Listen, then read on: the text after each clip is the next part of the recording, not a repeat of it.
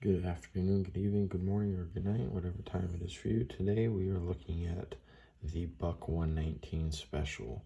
This knife has been in production since 1942, so it's safe to say it stood the test of time, and people have kept coming back and keeping it going. So there's something about this design that's working, and if you've got an eye for engineered things or tools, you can probably see why this is working and why this stuck around. It's just a really beautiful, aesthetically pleasing design. With that said, I don't use this much. I haven't used this in a long time, mainly because I just appreciate how pretty it is, even though I haven't cleaned it. This is how it was. I'm not going to show you a dolled up version of what I carry. So it could use a little cleaning, but really this thing is beautiful. Part of the reason obviously it's pretty, so I don't want to beat it up, but it's kind of silly to baby something like this when on their website they're only 75 bucks. So just for the aesthetic factor, that they're worth that right out of the gate. They're worth that. There's junk out there that people pay more than that for, that's does not have a warranty and things along those lines. This has a lifetime warranty from Buck, which is pretty outstanding for a knife that affordable. So we'll look at some numbers here. 6-inch overall blade length, 10.5 overall length, 0.175 thick, aluminum and phenolic handle, 420 HC steel, weighs 7.5 ounces. So one thing I was looking into before making this video is I wanted to see if I could learn anything on phenolic and what it is. I think essentially it's a resin, and most of Buck's knives now, you can still get this material, but you can also get micarta. They have a bunch of options for knives you can custom build on their website that I'll show you in a second here. But as far as this material goes, it's lightweight. It's got a reputation for being durable, and it takes a glossy polish, so it looks great. Even though there's not much depth to it, it's just black. It's kind of like a resin that's just solid and similar to a plastic, but it doesn't feel plasticky. It feels like a really smooth hardwood, but harder, if that makes sense. I imagine for sure if you're cleaning an animal or your hands are getting sweaty, this will get slippery. That said, you do have a nice pommel here that'll keep your fingers locked in, and of course this will keep your fingers from sliding forward if you were getting under some really wet conditions. There's also some reinforcement in the back, so your hand is definitely planted in there no matter how you're holding it. It's got a really great ergonomics in the hand. I have large hands and it fits in there really well. I think there is one movie this was in, probably a few more movies. Bucks pop up all over the place because they're so prolific. They're kind of an American staple. You say buck knife, or some people say buck knife for pretty much anything, and they just mean a knife, which is kind of cool that they have that reputation and that brand. They are made in the USA. You do get a lifetime warranty. I see posts all the time where people will take their old folders, like the 110 Ranger and stuff like that, and they'll send them in for a spa day. They'll get cleaned up and look amazing after they get back. Since we're talking on the handle, I'll stay there. This is an aluminum pommel. There is a different material in here for spacers, and I couldn't find what the name of it was. But it almost looks to have a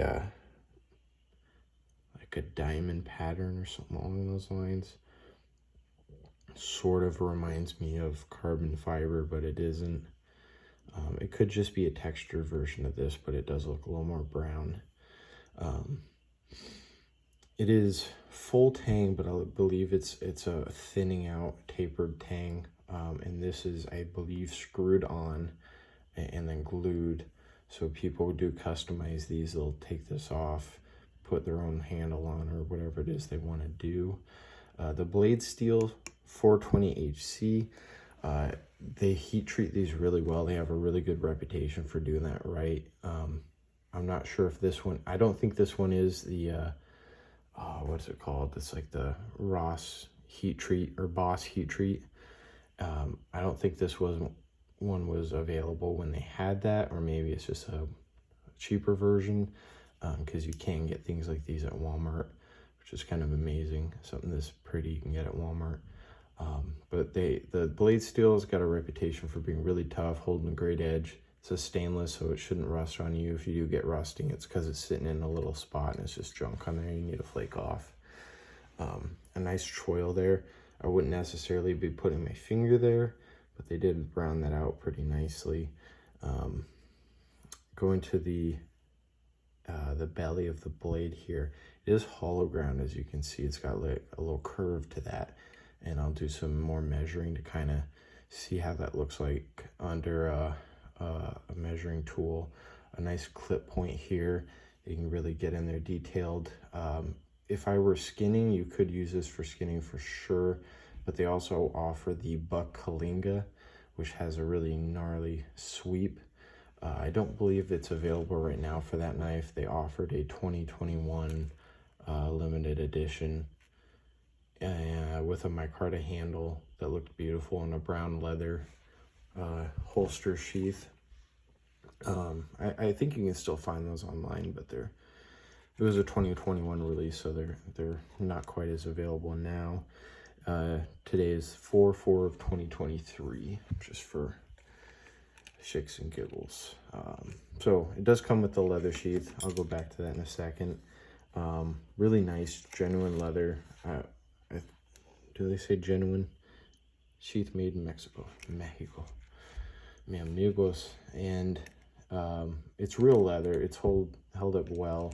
I did carry it back in the day, and I just got away from it, partly because this clip takes a second to get to, and I like knives that are a little more quickly accessible, and I also don't want to beat up the leather. I just want to keep it pretty. Like, if I'm out camping every now and then, I'll take this, but it's definitely more of an outdoors knife versus an EDC thing, even though back in the day I totally did EDC this for a bit. It's just your old school loop that's attached up here and down here, up here with a rivet, down there a rivet as well. I believe that's what the kids are calling these. You can see like a little bit of like the aluminum flaking that rubbed off on the leather. Not really a big deal. I should pay attention to the camera and show you guys what I'm looking at. Obviously a button snap for the handle guard to keep that retained. A little plastic protector in there so you're not cutting up the leather. And that's essentially the sheath. It's really stout. There's some sort of framing in here that keeps this nice and stiff. You can put a little bend to it, but it's good and stiff. It's a really good sheath. It's incredible for the price, honestly. Fit and finish. It's hard to say what exactly this looked like when I first got it. It was not a mirror finish for sure, but I put some light scuffing on there, some snail trails. Up here, this did always bug me a little bit because at one point I did try polishing this up and I couldn't get this to look good. And I think they had maybe a buffing wheel that they were cleaning it up on, or it was just the leather rubbing on it over time. But there's like a clouding there and there, and it totally could be rub marks from leather, but it just kind of takes away from the finish there, which isn't the end of the world. It's hard to remember if it was like that from factory or out of the box because I've had this so long, but you know, not the end of the world there. Otherwise, in this groove, if I can get the camera to show here, you can see some tooling marks there, those lines and the ridges. The bottom finish isn't too smooth.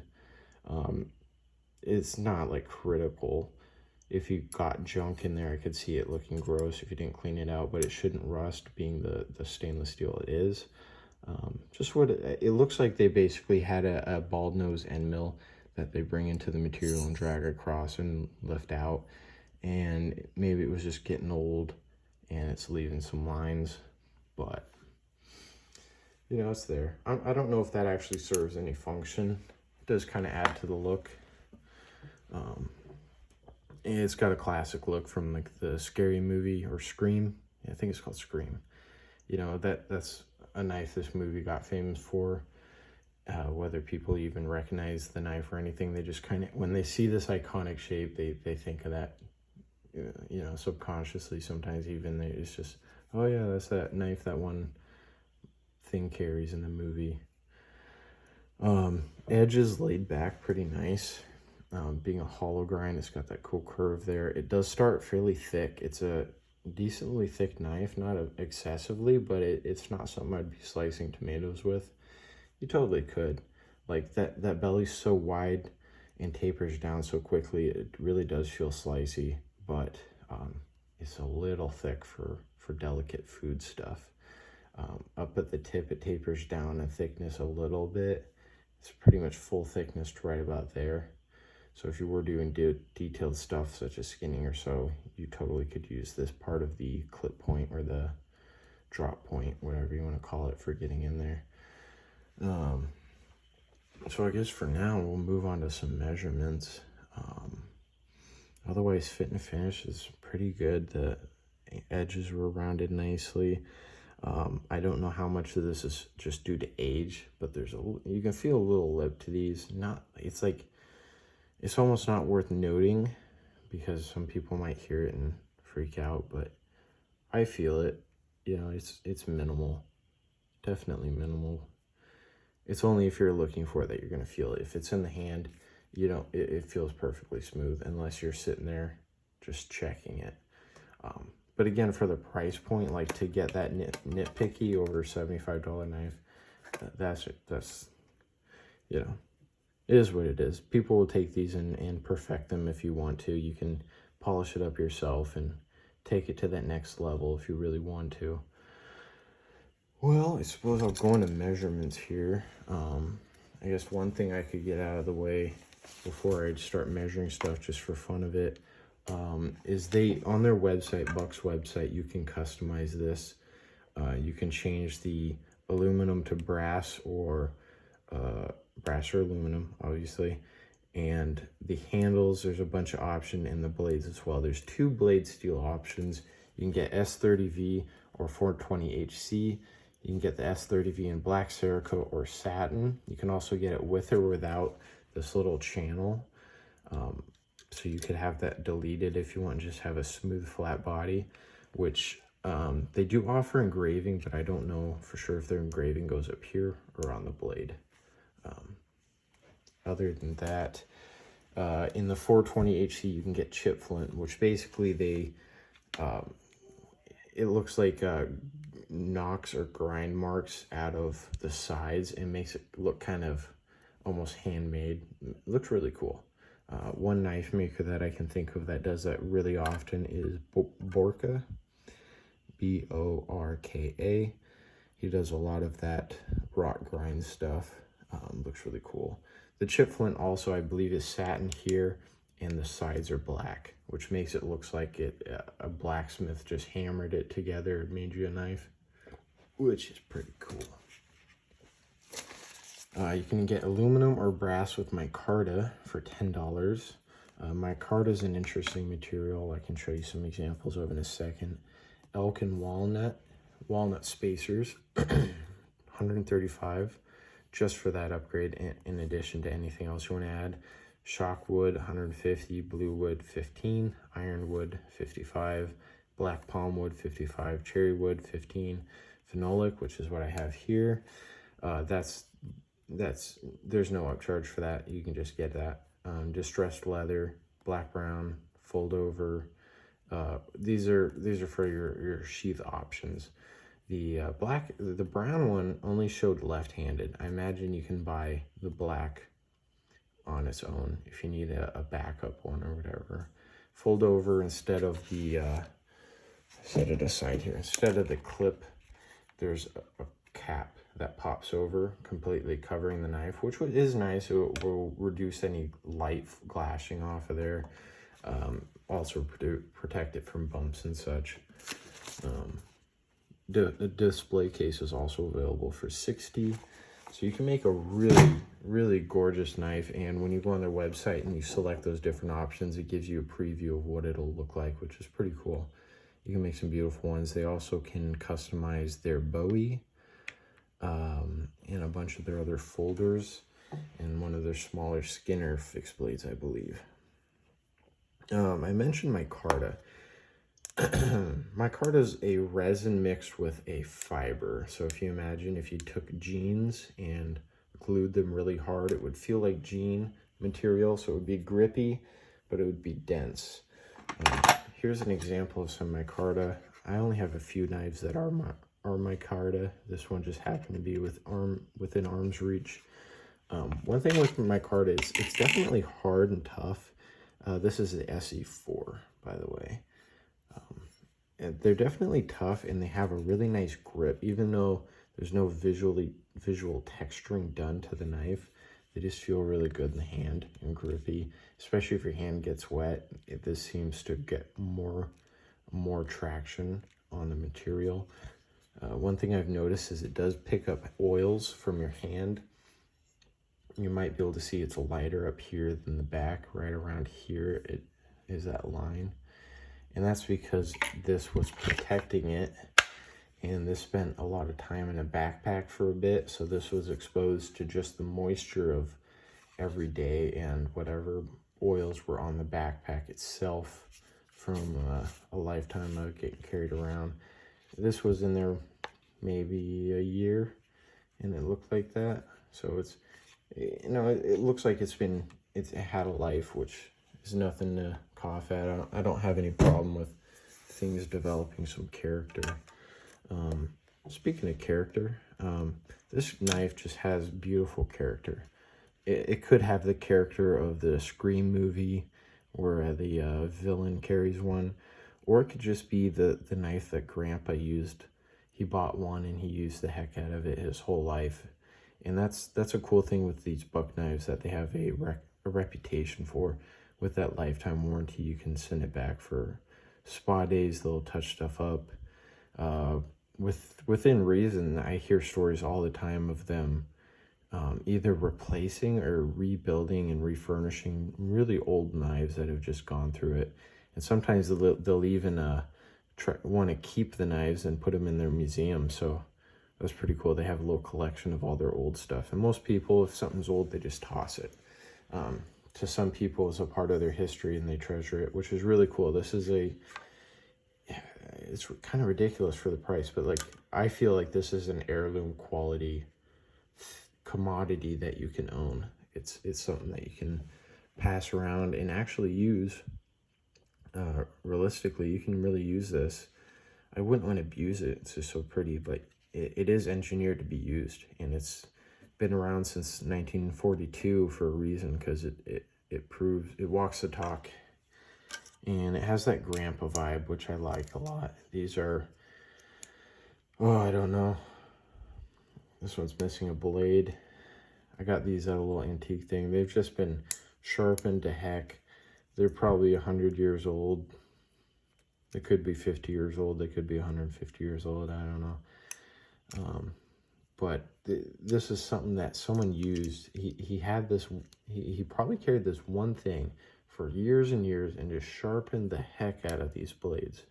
Like, that thing's almost gone. And they just kept them going. They did their job, and eventually the knife outlived the owner, or the owner moved on to something new. But he definitely got his worth out of that. I mean, my goodness. That's just cool to me, that someone will have something, get the use out of it for years and years and years, and it'll still hold some value. Like, obviously, I only paid a few bucks for them, but I clean my pipe out with them every now and then. I'll use them to poke at something. They're still around and kicking, which is really impressive. This is another knife of mine that has the Grandpa vibes in a really good way. This is the Medford Gentleman Jack. It is a lock joint like these. And my most favorite detail here is made in the United States of America. in the same font style of the Constitution or the Declaration. I think they were mainly going for the Constitution, but it's just, it screams America to me in the best way. It's a knife that I know if my grandpa was around to see it, he really would have appreciated it. Really solid lockup.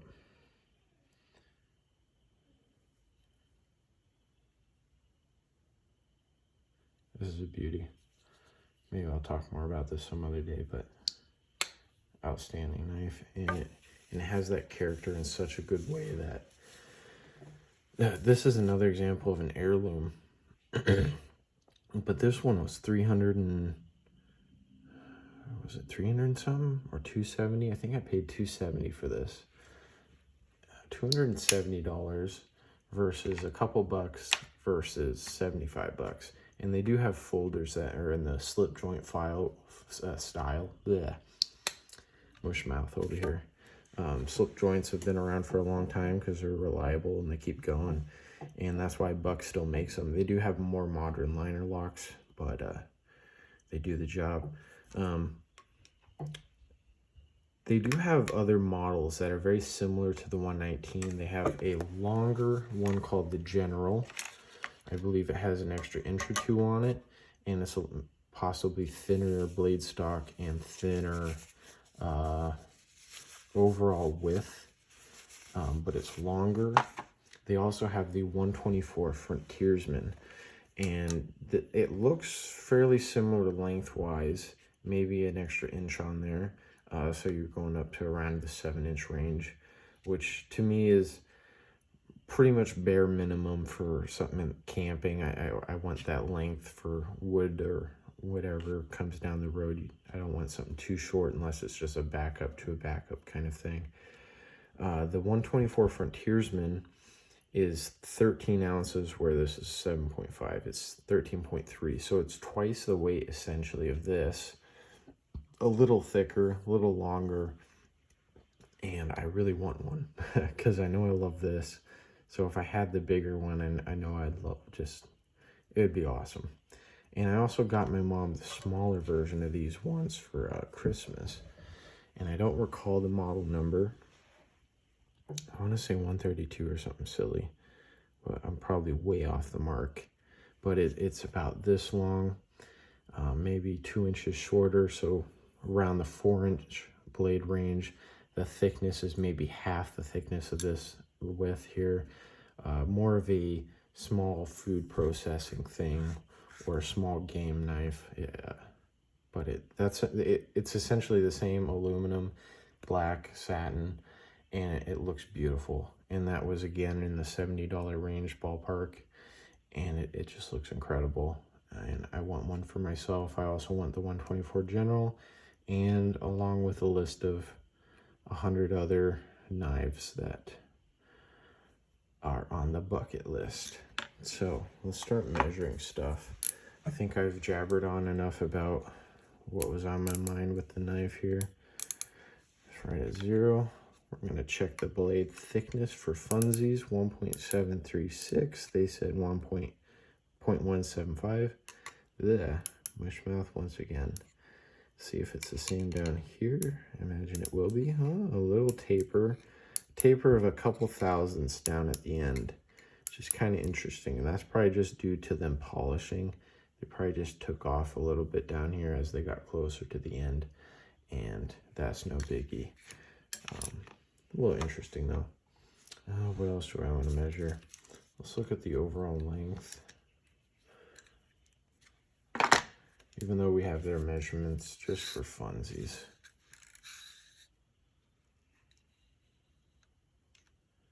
10/4/20. What did they say? 10.5. So a little less than 10.5 by just like 100 thousandths or 75 thousandths of an inch, like a 16th less. But I could be measuring it slightly off. So pretty much there for thickness and length. The blade length, if we wanted to. Once again, just for funsies. They said 6. I don't think they're measuring it right. Maybe they're going, if I set this to 6, that's this. That's not right. I consider when the blade ends when the sharp begins and the point ends, personally.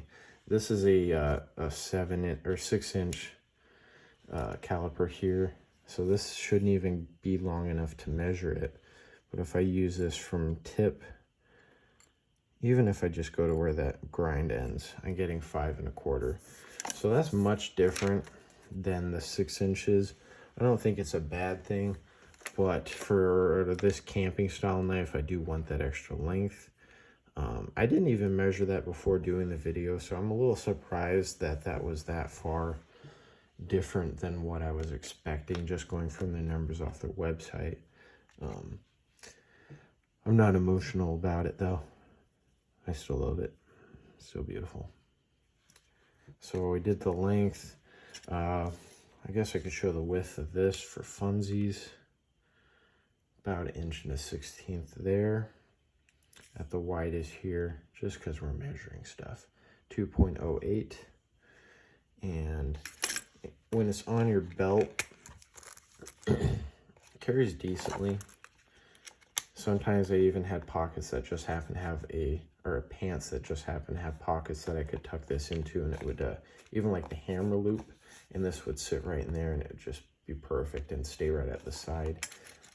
This is about as far out as it's going to protrude, about 1.8 inches, so just under 2 inches of thickness at the hip, which is not a problem. It's really easy to carry, and it's not that heavy for what it is. So I guess those are the basic measurements. One thing I did want to look at, once again, just for the funsies, is the hollow grind that they put on here.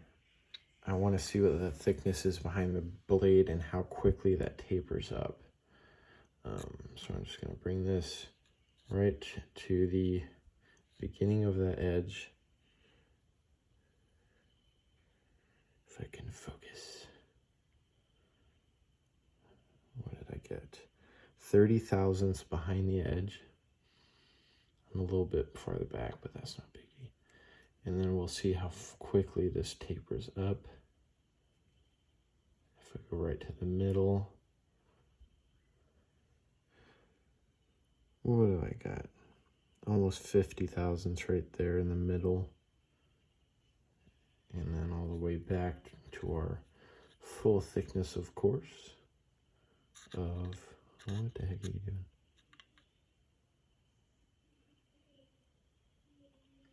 0.175-ish, 7.2, yeah, whatever. So yeah, there's a little taper to this grind, which makes it nice and slicey. It cuts really well. I met one older guy at a knife shop. They say he uses this for gardening, because the edge just keeps going, which, you know, I can't blame him for. You know, if I had like 5 of these, sure, I'd throw one in the garden, and it would be a pleasure to use every time, even if I'm getting it dirty. It would just, you get it out and put it in your hand, it would just feel right. This is like an iconic knife. This, you know, it's something special. Just looking at it now, you can see the end mill was most likely getting pretty dull, because there's even a little dip there where it's a straight line. Let me use my fancy chopstick. See if I can find it. Right there, there's a little dip where that end mill came in and just walked a little bit this way and then got in line and finished up. If they had just a newer end mill, that would look a lot better.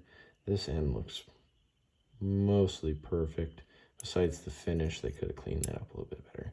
I'm just nitpicking, I totally am. I also have never sharpened this. This is still the factory edge. Every now and then it'll grab the fingernail, but it's not like razor sharp, but it's still totally serviceable. Absolutely no nicks or anything. I haven't abused it, but I have owned it a long time, so if that means anything. Oh, with that said, I'm at 30 minutes. I think I touched all the bases and based all the touches. So with that, thanks for your time. If you have any further questions, just drop them in the comments. I'll check them out for you. This was a recommendation from a comment I got on one of my shorts. I appreciate the comment, dude. Hope I could help. Hope you appreciate the touch on this knife. It's a beauty. You're not going to regret getting one. If I'm getting another one, I would try ordering a custom one off their website, or just going with the same old-fashioned one with brass and the brown leather. And then I would use this one for working, and that would be like my fancy one. Or I would just get the 124 General, just because it's bigger, because it's cool. And I also would like the smaller one. It's a very practical one. I don't know, lots of options. They all look nice. I want all of them. I will have all of them. Well, thanks for your time, guys. See you later.